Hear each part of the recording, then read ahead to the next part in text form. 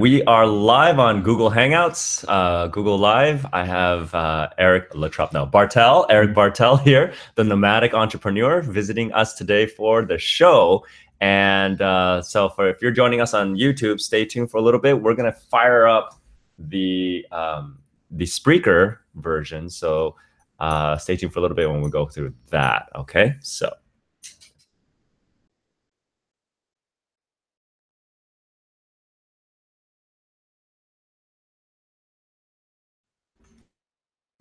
All right, welcome to the Money Lab live podcast, episode number 42. Do you suffer from chronic entrepreneurship?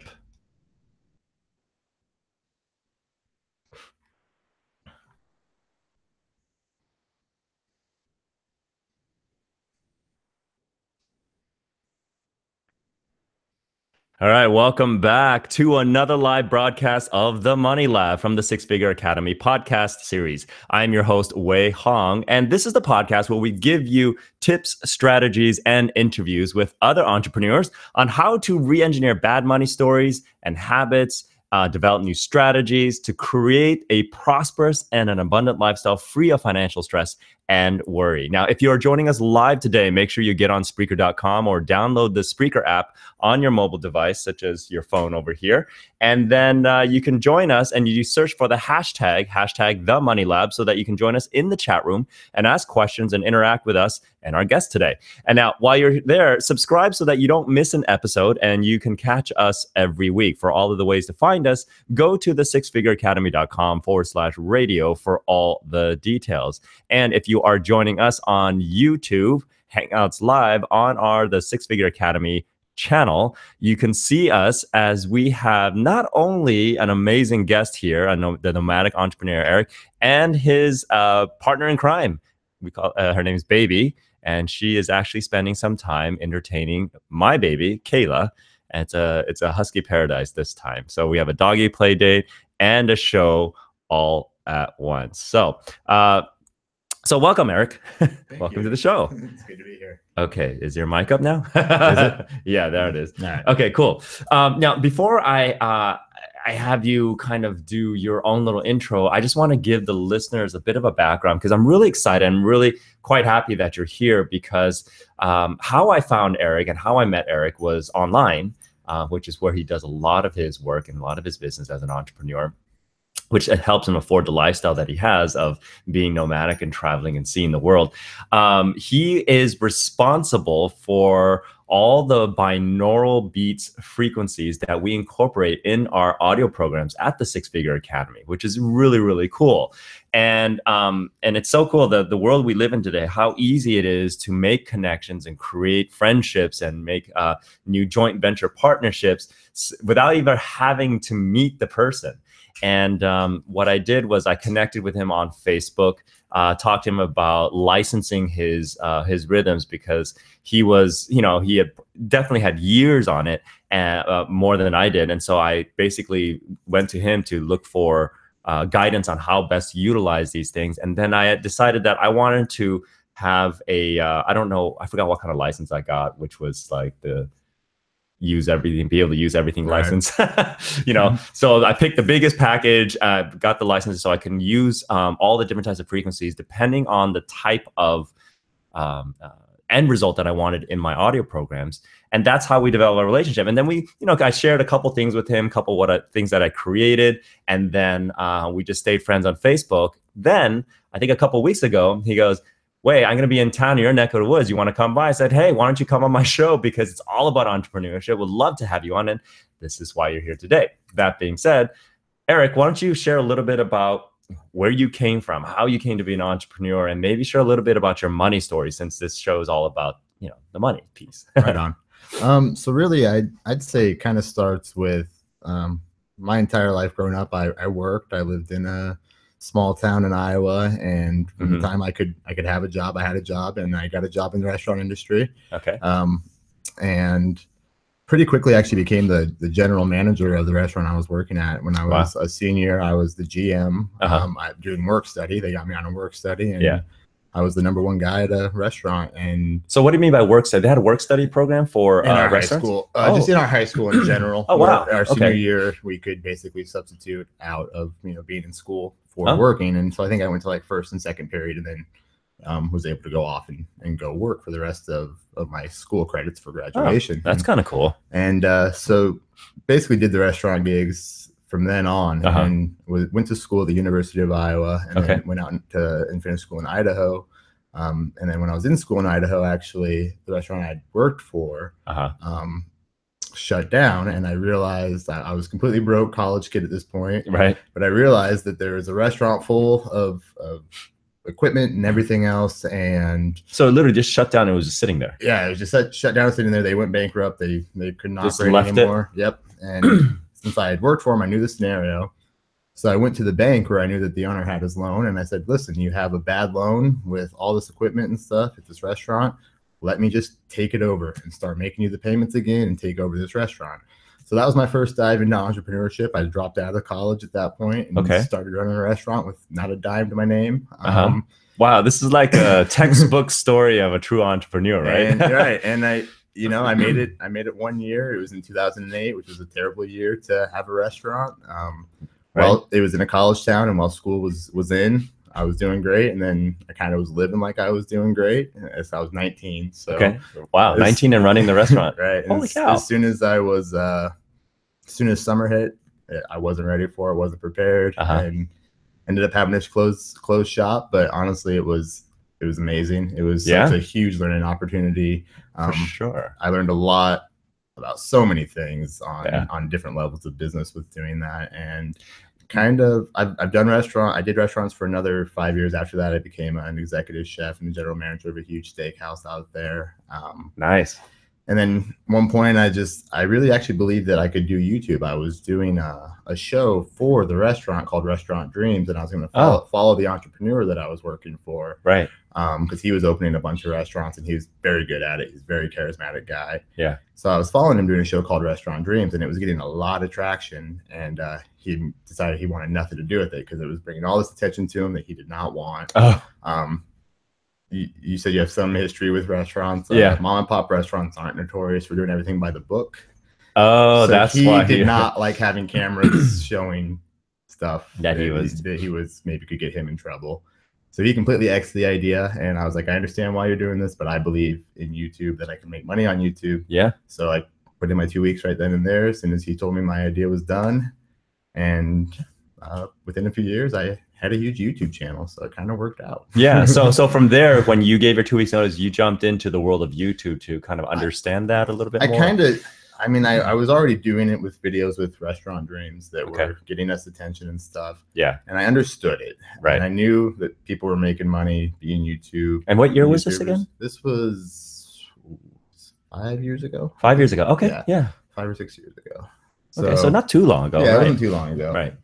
And I just decided, like, I don't know. I didn't even know what I was going to do at that point on YouTube. I had never even heard of a binaural beat. But I believed that I could make money on it, that I was a creator. I could create music. I could create food. Because you are a musician too. Right. I'm a musician. I can basically play any instrument and any kind of music. So I just wanted to try it. And I happened to see, I was on YouTube at a friend's house, and I happened to see a 7 hertz binaural beat, and it had like 500,000 views in just a short time. And I was like, I listened to it, and I was like, I knew kind of what binaural beats. I was starting to learn about them because actually I just used them to start sleeping. I had been a total insomniac while running restaurants. Right. So I started using that's a common thing. Right. I started using binaural beats to sleep, and they really helped. It really helped me sleep. And then I saw the one on YouTube that had all these views, and I'm like, this is easy to create. I mean, for me, a binaural beat is a pretty simple. I mean, I'm happy to explain it here. They're not that difficult of a concept. So I'm curious about it because I've seen such amazing results. They really do work, but it's to me, the earmark of a good idea is simplicity. Right. So I love that. It's not. For those of you who are listening, the earmark of a good idea is simplicity. Right.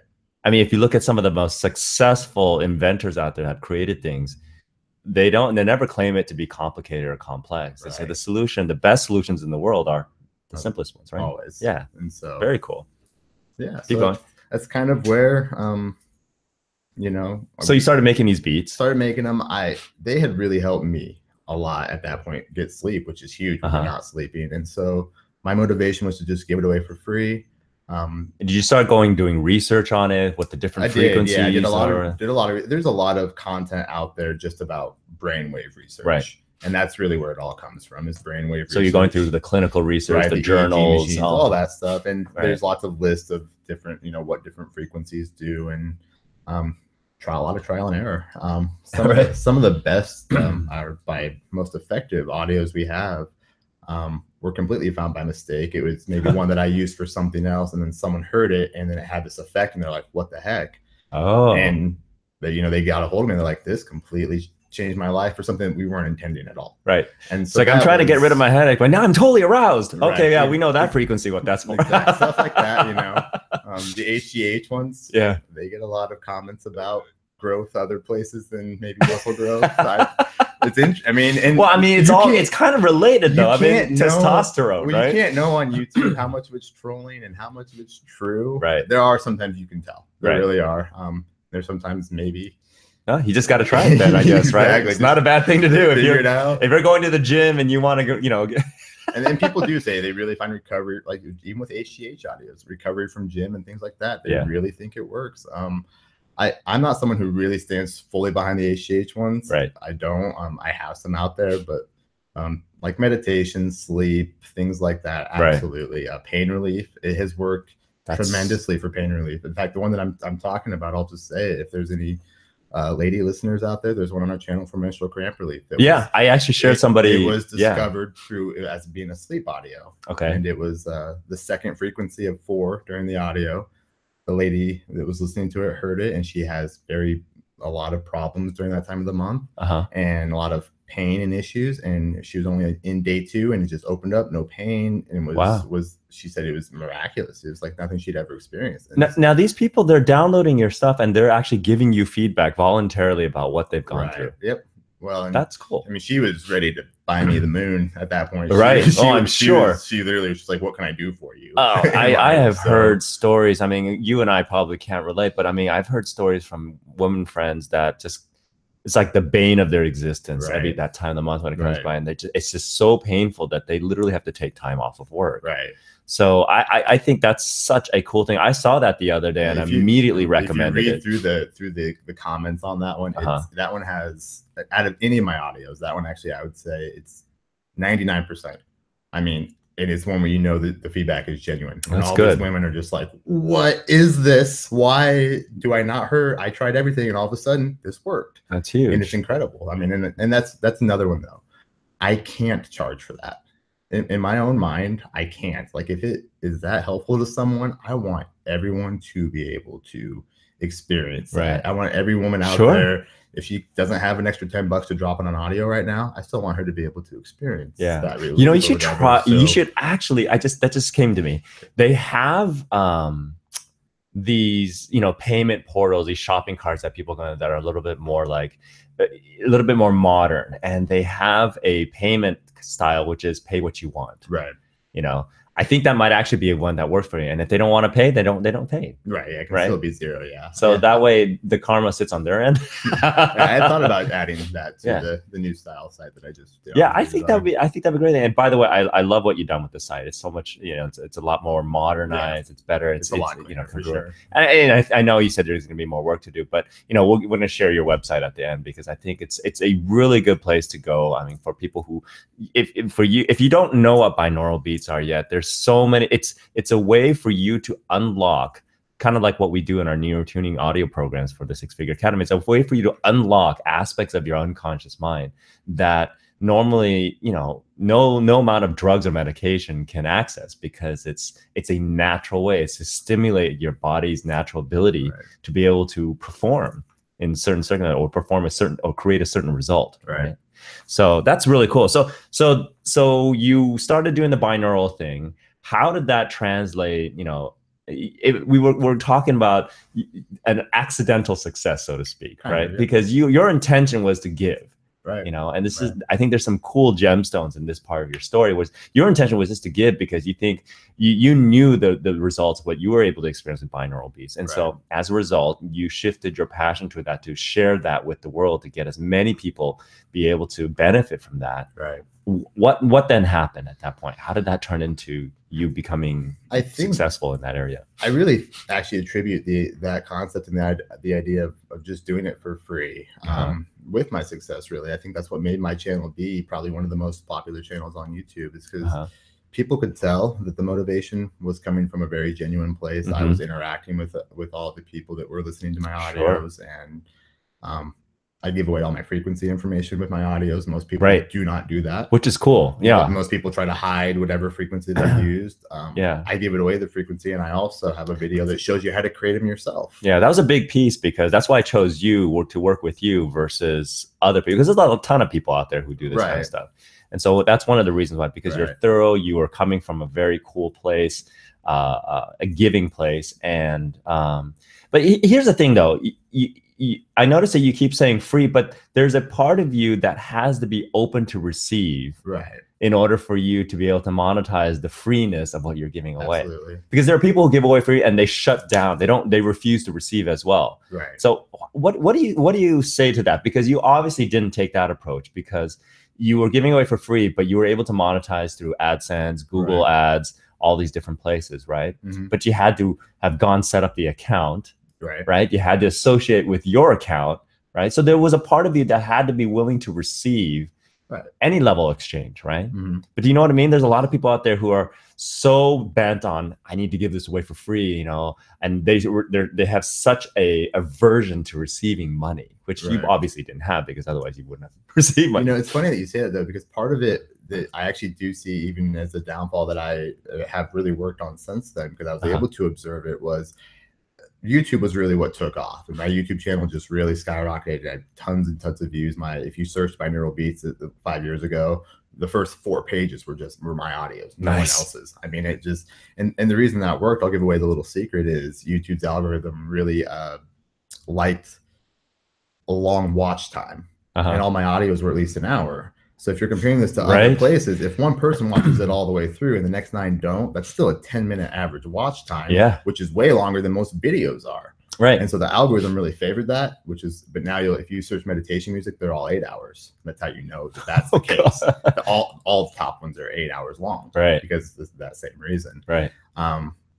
So as the YouTube channel really grew, literally every month it would double, for about a 1.5 to 2 years, which was insane. And during that ride, once I kind of got to this really high level with it, I was completely freaked out. I was so scared. I was like, I shouldn't be making this much money for what I did. I didn't do that much. Like, I mean, I really did work super hard, made a ton of audios and created all this free stuff, but then I wasn't doing anything for it anymore. And all this money was coming in, and it really freaked me out. And I was like, oh my, the problem with deserving money, you know, which is a long time money story thing, that, you know, whether or not we deserve what we get, that really came up as I was starting to make a lot of money, and really hurt me, because I saw my mind go, I don't deserve this much. And immediately the universe was like, all right, stop it. If you don't want this much, then we'll stop giving you this much, you know. And it started to slow it down, and now we're not doubling every month. Now we're just staying flatline. So before we go to that point where it stopped, let's talk about that, because I think that's a really good segue to talk about your money story.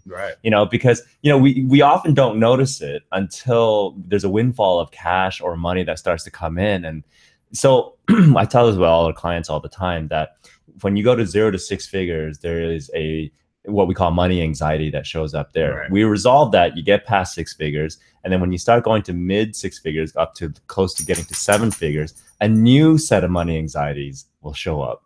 So it's actually not an uncommon thing for what you have gone through. I see it all the time. So tell me a little bit more about that money story. How did you end up adopting that money story growing up, you know, knowing to regard money that way? You know, I definitely came from the mom side of the family. You know, I love her to death, but I definitely know, I mean, she still is, she's a complete penny pincher. She's very she's finally comfortable with where she's at in life, money, but even Okay. still, I mean, most frugal lady you'll ever meet. It served her really well. I mean, honestly, my dad had a terrible accident when I was 2. So, and there's 4 of us, and she became it. She had to take care of, you know, it's basically like my dad became the youngest child. Essentially, he had really bad brain damage, and all of a sudden he's like my little brother as far as a mental state goes. Right. And it's just her having to take care of all that. And she did great with it. Unfortunately, she was brought up with, you know, a money story that money was, if you had money, it was bad and all that. I remember one of our neighbors got a windfall from an inheritance, and she just immediately was just bashing on that lady and how she was going to be evil and bad now and all that. Wow. And it was, and how old were you when that was going on? Probably like 5 or 6. Okay. Pretty young. Pretty early. So that's that very impressionable time in your life. Absolutely. And so it was always just that, you know, people that got money were usually bad and mean and evil people. And yeah, because when from 0 to 7, there is no filter. You just adopt pretty much everything. And your mom that you love, you look up to, and she's saying those things. And there was no father figure making money or doing anything to counter that thought at that point. And she had to, you know, she had to figure it out on her own. So it definitely came from that area, and I see where it came from, and I can observe it, but observing it and knowing it doesn't necessarily help you know, unprogramming the anxiety that shows up when all of a sudden you're making money. I know, exactly, because all of a sudden you suddenly potentially play the role that your mom vilified growing up. It's like, I don't want to be a mean person. I don't want to be an evil person. I don't want to fall out of mom's favor. Right. And even when I had the restaurant, honestly, the same thing happened. I was making a lot of money at first, and then I almost got scared that I was going to be a jerk. I was going to be this rich jerk because that's what happens if you make money. Right. Because that's what's going to happen. Even though you see, whether or not you've seen it. Yeah, a million times after that. And I've even actually now told my mom, I've met lots of really wealthy people who are super nice, you know? Right? And a lot of them buy my stuff. I have to, you know, and she doesn't want to hear it. She still has that, like, no. So right. It's interesting. Oh, that's so fascinating, right? That she's still holding on to that so much, despite what she sees in the world. She's really against entrepreneurship too. But she's not against it for me or whatever. But my dad tried to do some stuff out, and it didn't work. He never. I mean, he wasn't going to be able to. He wasn't mentally really capable of it, and she just you know, associates that with a lot of things, obviously, which is fair. I get it, but it's funny to watch because, like, my brother is extremely wealthy. He's an IT genius. He's the head of servers for James Hardy business. Okay. And he does really well. And when you do it that way, my mom has no problem with it. Because it's familiar to her. Yeah, it's within it's how it should be. It's within the realms of her world. Yeah, he makes that much money, but he lives in Southern California. He has to. You know what I mean? Justify it's all justifiable. Right, but like, if you have more than he doesn't have more than he needs because he lives down there. If you have more than you need or whatever. So if he's making the same amount, but he's living in Iowa. Yeah, exactly. Then it would be. So it's a relative. So if she can't find a way to justify making that amount of money or having excess, having more than what is necessary, which is basically what she needed to do. I mean, she had to do what she could to raise 4 kids, absolutely, you know, on her own, and so adopted a specific type of perception of life to keep everybody safe, and to keep everybody okay, and to make sure that she doesn't get sucked into wanting more. Interesting. That's so interesting. And after that, do you think then, I have a question about the restaurant then, do you think that kicked in at some point, which may have impacted whether or not you foresaw the coming of the summer or things, or, you know, because sometimes when you get caught up in that language, you know, like that it actually distracts you from paying attention to what needs to be paid attention to as an entrepreneur. I think, there's a lot that played into the restaurant. 19. Plus you're 19. I was making a lot of money at first. Same thing, you know, before the summer, and it was, when you have a lot of money coming in at 19, you're not smart. No, you're just spending money. I had some really nice 4-wheelers, a really nice I mean, I had a lot of really nice stuff at 19 when, I mean, I'm working 120 hours. What am I even going to do with this stuff? Oh, I know. So, I mean, seriously. I mean, it's like my first 6-figure business was when I was 22. Same thing. I mean, I was buying things that just made no sense. I went and bought these pair of Versace pants, black slacks. They look like normal black slacks. I walked into the office and, hey, how you guys like my pants? It's like, they look like the same pants from yesterday. They're black. Right. I was like, no, but the Versace. It's like, You can't tell. Can't tell. It was just the label. Only difference, it was like 200% more or something like that. 20 times more. Right. So. There's something about being that age that You learn. Yeah, you learn. So materialism for me, and probably for you, went out the window at a very young age. Yeah. Because you had a chance to taste it and see the repercussions of going a little bit. Well, and it's not happiness in any way, shape, or form. I mean, there's tons of studies that the more that you associate your life with the things that you have, the less happy you are. Right. And so, I definitely have observed that and seen that. Yeah. I mean, I love nice things. I love nice dinners and stuff, all that like that. But definitely my materialism compared to back then is if it doesn't contribute, it directly contribute to a quality of living that you would appreciate, right? It doesn't support your nomadic lifestyle, then what's the point? In fact, if it anchors or tethers you to anything, terrible. Yeah, then it's like, no. I have a 3-month rule, man. If I'm anywhere for more than 3 months, I am like shaking. Yeah, it's weird. I've tried to live places, and after 3 months, I'm like, I gotta go. Yeah, well, I mean, it's probably a part of you that's something about. Well, there's something I realize that when if I'm somewhere, I'm stagnant somewhere. My mind stops working. I no longer have all these innovative ideas. My mind is usually always firing off ideas, and I know they're not always good. Yeah, a lot of them probably aren't good, but it's at least firing ideas. That totally makes sense, because part of the technology that we work with, in understanding, we have this, a patented human assessment technology, and one of the things we've been able to, there are people who literally have to have variety in their life, and without that, it actually suffocates them. Right. That's how I feel. Yeah. So let's talk about that. I know I dubbed nomadic entrepreneur for you, but it seems that fits well. And like, talk about how you ended up going from the binaural, the binaural beats business, and having that money come in, and then all of a sudden energetically saying, choking it off a little bit. I mean, it still brings you money, just not like how it was before. How did you then transition to becoming that nomadic entrepreneur, to finally moving away from Iowa and kind of going off on your own? Really, it had a lot to do with taxes. Okay. I mean, I love to travel, but my mind was, if I'm traveling everywhere, then everything I do can be a tax write-off if I'm doing it for business purposes, right?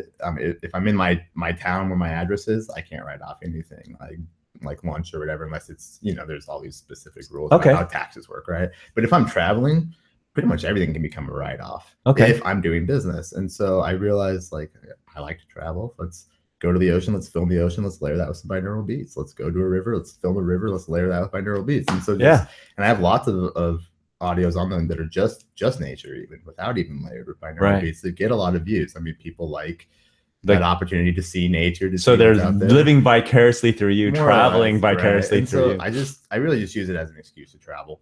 To be able but you have the wherewithal to kind of like associate with financial benefits too. Right, absolutely. Because a lot of people don't even think about this. Like, really, I can write off my travels? I learned that actually from a CPA who used to work for the IRS. He goes, you know how you can write off your entire travel, and this is a little bit more involved. He says, journal everything that you do, put it into a book like a memoir. Okay, then have proof that you fed us off to a publisher. Most publishers will just take them and throw it away. But doesn't matter.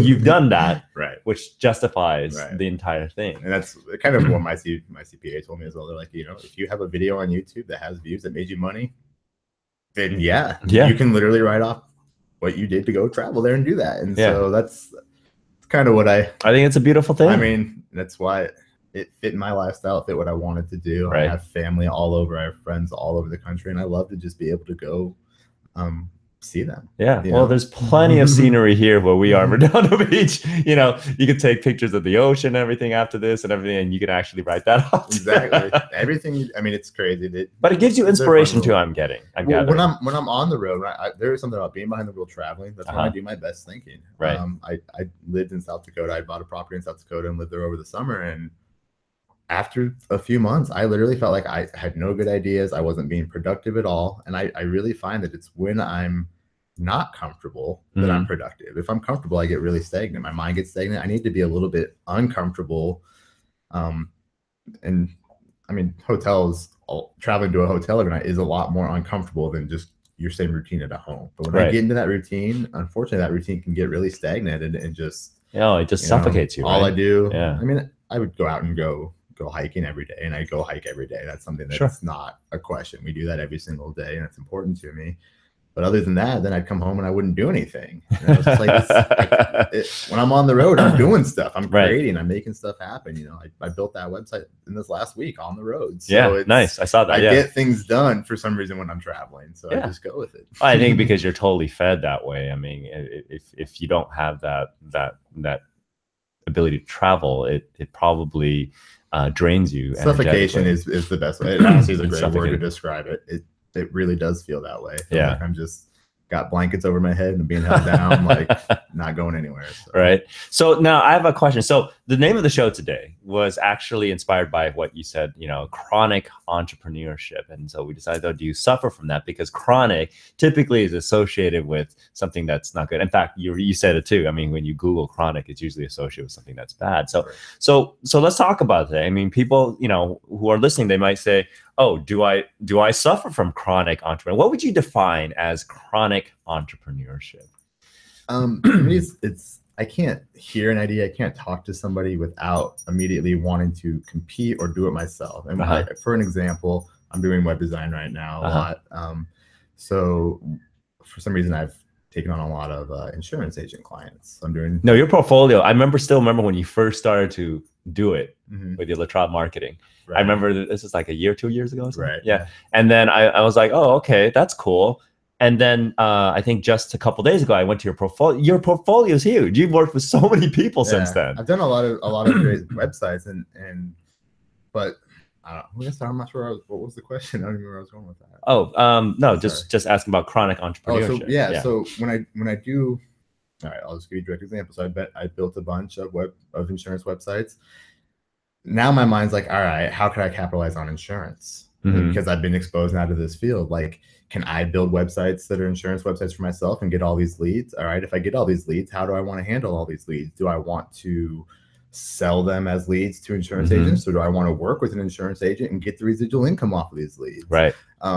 And I can't, no matter what it is, that's where my mind always goes. Right. In any subject. Like, how can I compete? How can I do the same thing? Because if I'm building your website and I'm getting you leads for whatever you're doing, I should be able to get those leads for me too. Right. And I can. I'm really good at SEO. I'm really good at making websites show up for whatever you're searching. Yeah. And so that's the chronic thing. I can't not think that way. Right. You know, like you may be my customer, but I want to compete with you. Yeah, right. You know? And it's not even, I think maybe competition in the right way. Right. No, I think what entrepreneurship is, it's always about, building a bigger, better mousetrap. Right. Solving a problem or making a solution better to solve the problem better. Right. But, it's interesting because I was talking to our marketing team, and I was talking about the title of today's show. They said, don't you mean serial entrepreneurship? I said, no, we actually, Eric and I had a discussion about chronic and how the label of chronic, I mean, there used to be a taco place just down the street called Chronic Tacos. I think it was associated with like a different kind of chronic, but yeah, I mean, typically society, and then you and I talked about labels and everything, and how that has actually held a lot of society back because we're stuck on labels per se, right? But if we were to release our attachment to labels and start using language in a certain way, which is a lot of what I do, right? Right. So defining that, so that's chronic entrepreneurs. It's like you just can't stop being an entrepreneur. Right. And it's not always about being a serial entrepreneur where you're always making business after business after business. I think what you're talking about is like a mindset, right? Right. It's like a chronic, like, I'm always moving, and whether or not you take action, it doesn't matter. It's just the way you operate, the way you see the world. As far as taking action goes, I'm an ideas person. That's just how it is. My mind's always firing off ideas. Sure. And for me, whether it's a good idea or not, it comes down to inspired action. And I used that word before, but I really have begun to notice a difference of if it's within the flow of inspired action, I'll work 40 hours straight and not even know that I did it.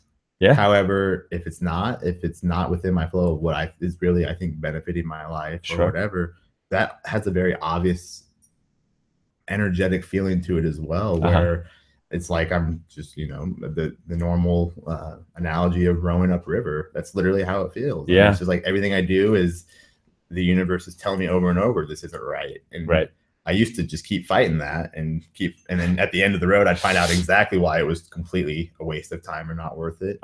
And the biggest change I think recently in life is I don't play it out anymore. If I feel the resistance, I let it go immediately. I just let it go, and I don't find out why it was there, and I don't. That's great. Yeah, I don't want to find out why. And how has that impacted your life? Because you know, where we are here at the Six Figure Academies, we always talk about it's more than just the money. Right. It's about creating that lifestyle. Right. And I'm sure you've seen in my emails and stuff like that we talk about. It's about the lifestyle. It's about you creating the unique definition of what you call success or you call lifestyle. How is this awakening, or you know, your journey, how has that contributed to your lifestyle? Has it benefited you in terms of creating the lifestyle that you want? I think big time. I think you find that when you let go is when things will start to come to you. The thing it's what you're holding on to. It's kind of the blocks a lot of times to what you want.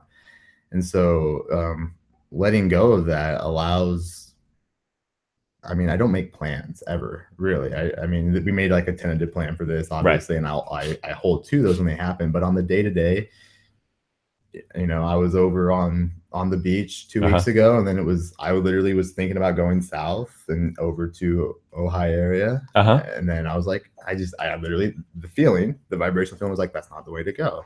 So I changed my mind, ended up going into the desert to Mojave area, had a great time, like up at Lake Isabel and stuff. But I had no plan. And then I just went with whatever felt the best within my flow. I'll pose a whole bunch of ideas to my being. And then whichever one feels the best is really the way that I go with it.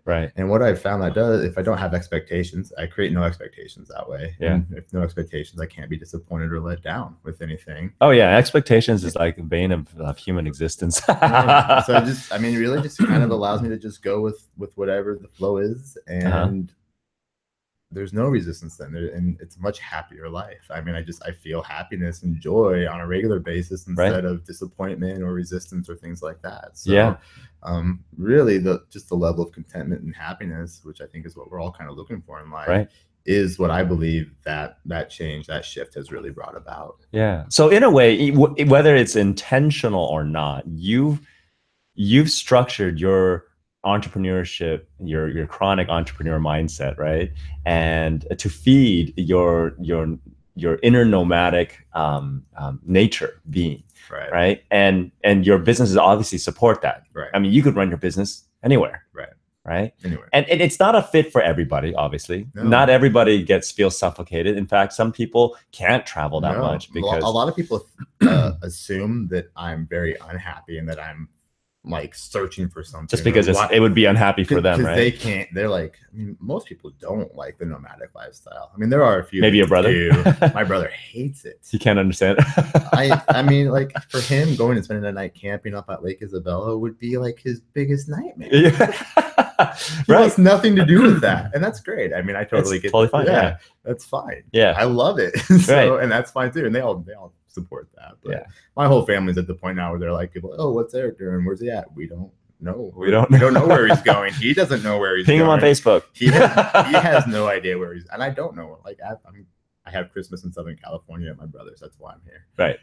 Other than that, I have no idea what I'm doing next. And you're absolutely okay with that. I prefer. I mean, this is a blissful lifestyle. I genuinely prefer that. And you've got your travel buddy baby right there. Great.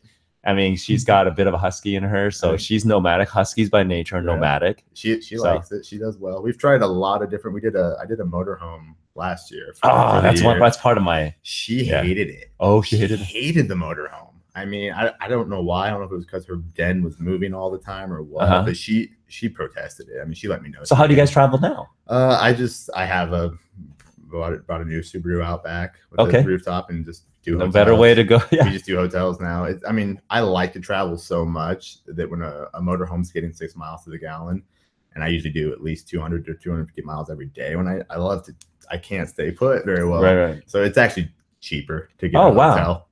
I mean, interesting. I thought it would be the other way around. You know, like I mean, if you stay put in one place for a couple of weeks with a motorhome, it would be okay. But I don't, and so you just drive a lot. I mean, I think last year, a lot. They have those diesel ones now that are really good. Miles miles to the gallon, stuff like that. Yeah, I needed something like that. Like a biodiesel that actually uses biodiesel fuel and stuff like that. So I've looked into it for years. I've wanted to do the entrepreneur on the road type of lifestyle. Except I'm a glamper type of thing if I do go, which means my my RV would be one of those Road Trek. Have you seen those Road Trek?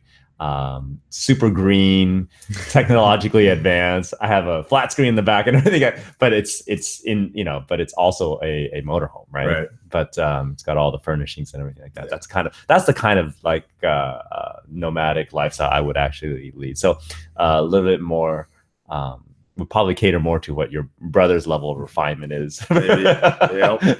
Probably. Yeah. But there was a last year, and it wasn't quite like the year exactly, but there was a year frame where we did 80,000 miles. I put 50,000 on the motorhome and 30,000 on my car. So she definitely, she's used to traveling. Yeah, no, that's good. She's the traveling nomad just as well as I am. So. Well, you know, it's always good because, you know, being nomadic on your own and then having a companion like a fur baby, it's a huge difference. I can imagine. Yeah. And for the way that I'm set up too, luckily I really do have friends pretty much all over the country, and I'll spend a few days hotel hopping or whatever, but then I'll go stay to friends for a week. Yeah. And that's what I think that's really actually what I love about it, is because I've made these friends throughout my entire life. Right. And people move and people split up all over the place. Right. And I have the ability to, at any time that I choose, go be there with anybody I want to. I spent 2 weeks with my sister in Sacramento before this. Okay. Now I'm going to go down and spend Christmas with my family there. Cool. And I have lots of friends in Arizona. I'll probably head to Arizona. I mean, and that's what I love. I love just getting to spend time with my friends on, you know, I love being one-on-one with these people and hanging out with them. And I wouldn't get that opportunity if I was still running a restaurant or something. I mean, I think running a restaurant is probably what propelled such a strong love for the nomadic lifestyle. Okay. Because I went from 120 hours a week, literally, and, you know, just dead. Yeah.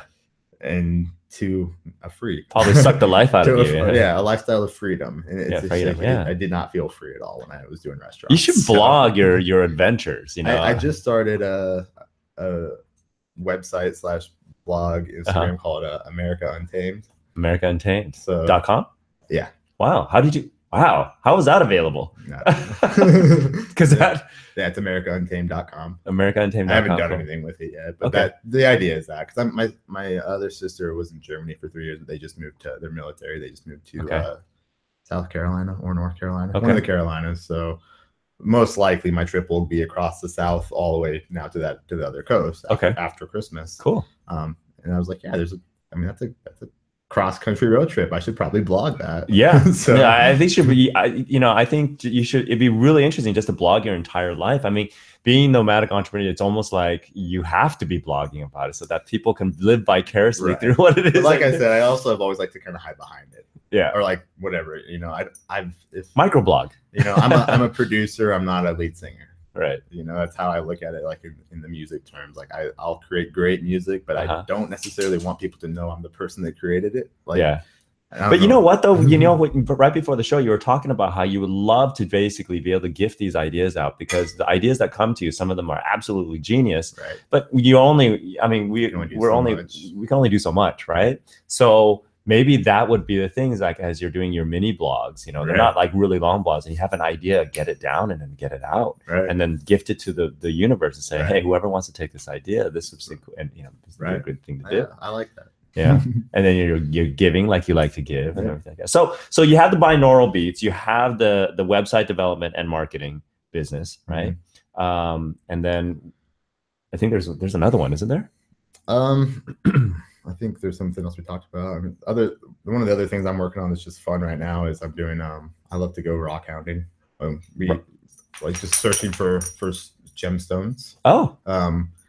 It's you know, I always hike, and so I used to love to fish. And Okay. I don't like to fish anymore. I don't like to kill animals. Yeah. And I don't want to put a hook in its mouth and mess with it, you know? Right. And if people that like to fish, I get it. I used to be a huge fisherman. I'm not like bashing it or anything. Yeah. I just don't love it anymore. Yeah. And for me now, rock hounding, going out and being able to find, you know, like a really nice stone or something while I'm hiking. And crystals and everything like that? Yeah, exactly. Where I was living in South Dakota is great for it. It's just incredible in the Black Hills. There's great, just, I think the most earth like time frame ever is exposed in the Black Hills. Like there's more exposed time frames of Earth. Oh, you know what? In the Black Hills. Yeah. And so there's all kinds of just great stuff. So what I'm doing right now is I'm also doing another website. It's this one I'm working on a lot more, but I don't have the website up yet. Is rockhoundadventure.com. Right. And then I'm doing an Instagram where like I'm going to all these different. I actually was out yesterday and found some amazing stuff. Oh, cool. In the Mojave. So the idea with that one is I'm gonna blog about them, show what I found, and then to unlock the spot, you pay 99 cents in the app.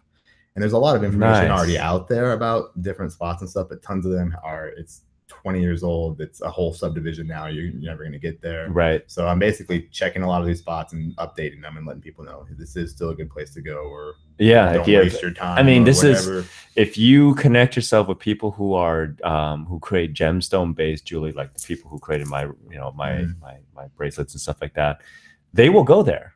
And then I also have Zenrockshop.com. Oh, Zenrockshop.com? Zenrockshop.com. That is up and running. Oh, okay. So that is has all your rocks and everything. Yeah. So nice. Not the stuff I find, because I can't legally sell stuff you find. Oh, you can't? No. Why? Because I don't know, rules. Wait, what? If you find gemstones like out, because it's national forest is usually where you're at. Forest, so you're on public land, so it can only be kept for personal use. You cannot. Oh, interesting. How would they know that you got it from there? Oh, you know. I know, and I do follow that rule. Yeah. The stuff I find, it goes to my personal collection. So where could you go to get gemstones? You have to do it commercially to be able to sell it. If I wanted, even where I'm at in South Dakota, for example, and I've thought about it, if I found a really good hole with in South Dakota, the state gemstone is called the Fairburn agate, and it's one of the rarest agates on Earth. Okay. And they're beautiful. I'll show you one that I found. This was one of my best ones. If I found a really good place, I could put a claim on it. Okay. And then go claim it, and then sell it commercially. Oh, okay. So that's how. If you find deposit, would you ever want to do that? Not necessarily. I really like the idea with Rockhound Adventure. What I also want to do is do guided. There's guided fishing, guided all these other things. Okay. So people come to the Black Hills for vacation. I can take you out and show you where to go find awesome gemstones. Right. Stuff like that. So rose quartz is huge in the Black Hills. It's the only place besides Brazil that you find rose quartz. Wow. I found amazing. So this would be good for holistic healers and everything like that. Right. That want to, instead of going out to buying the they would actually acquire themselves and use it for their own. Right. And lots of people in South Dakota buy. There's lots of rock shops that are selling it. So because they've claimed, if people are buying this stuff, I figure they probably would enjoy it as a vacation to go look for it. While they're on vacation. Right. Wow. So trying to guide that. That's kind of like one of the other many ideas. Yeah, no, absolutely. And it's just a matter of, once you got that impassioned action, you'll get it executed, right? As long as you get. At this point, I want the website to see where it goes. Right. A funny one that just recently happened, actually, I had one that it was totally taken off. It was like the hot pony, and I shut it down, which is interesting. The hot pony? It was just like the racehorse. It was like gonna win, Yeah. It was a business idea. You're familiar with Drudge Report, right? Yeah. DrudgeReport.com. So I had a client that wanted a mimic website. So I made it for him, and they ended up deciding they didn't want it. I'm like, all right, well, how can I monetize this? So I made a website called DrudgeHost.com, where I was hosting and selling the domain for like $60 a month. So you could get the copycat of Drudge and hosting and all security and all this. Right. And I made it like 3 months ago, and then I just totally forgot about it. Yeah. And as normal with SEO, about 3 months later, it finally hit. Right. And within a week, I had 4 orders. And so, like, just all of a sudden, bam, 4 orders. Well, it really, you've talked about this, like, what kind of client are you attracting, and to pay attention to that. Yeah. News sites, alternative news. all it was doing was attracting far left or far right fringe people. And they were crazy. Yeah. I immediately was like, I had, like, everyone I was dealing with was just super intense. Like, their website domain names were like, I'm very non-political. Right. I'm not left, I'm not right. I think that's nothing but divide and conquer. Right. I just want to love everybody. Right. And these people were so fringe political that I was just like, this isn't going to work. I'm sorry. Here's your money back. I want nothing. I can't be the one hosting counterjihadist.com. I'm sorry. I want nothing. I don't care what your feelings are. Right. Everyone's their own. I'm not going to be. So you could probably sell that platform or that business model to someone who's okay with that. Probably. Yeah. But I want nothing to do with it. Yeah. Sell it and let's let it go. I immediately realized and it was getting tons of traffic. There's people that wanted me to give them that service, but I was I immediately realized so you do have an innate ability and understand to make money. Yeah, I can create it pretty easy. It's not hard. Yeah. So it's just a matter of making sure that your money story is handled. Right. It's engineered. And so and you're obviously doing all right for yourself. You're able to support the lifestyle that you absolutely love. Absolutely. So it's just a question of, and then at some point you probably did resolve that money story that you grew up with, adopted from your mom, and let it go, right? Yeah. And then as a result, you're living this prosperous and abundant nomadic lifestyle. Yeah. Super, super cool. Well, believe it or not, that's like almost an hour already. Yeah. we just flow with it. I know, right? So this is so cool. I mean, there's so many cool gemstones, not from the rockhounding, but gemstones from what we talked about today. And really appreciate you actually coming down with baby and everything. And she sits very cute. Yeah, you guys don't see it, but I'm looking at a very cute sitting dog right now. But but what I like to do is what would you like people, how do people get a hold of you to kind of maybe follow you on your ventures, or maybe, connect with you with some of the services that you have to offer? If you search Eric Bartel, my name, EricBartel on YouTube, that is what the channel comes up under now. YouTube, unfortunately, made me change it. I used to have it be audio entrainment, and YouTube forced me to change it to my name. Why? Oh, yeah, they did that to me too. It was, I had everything branded around audio entrainment, and they forced me. I had no choice. I had to switch it to Eric Bartel, which was, I don't know why. It was, I think because because you can actually have audio entrainment, you have to pay. It's a business thing. Yeah, it makes sense. Yeah. But so all the YouTube stuff is under Eric Bartel. Okay. From there, all the sites, every audio on there, there's like 400. They're spread out over freebyneuralbeats.com, freemeditationmusic.com, and a couple premium sites too. Okay. My main web now is actually I'm like Black Hills website design is my main portfolio. Okay.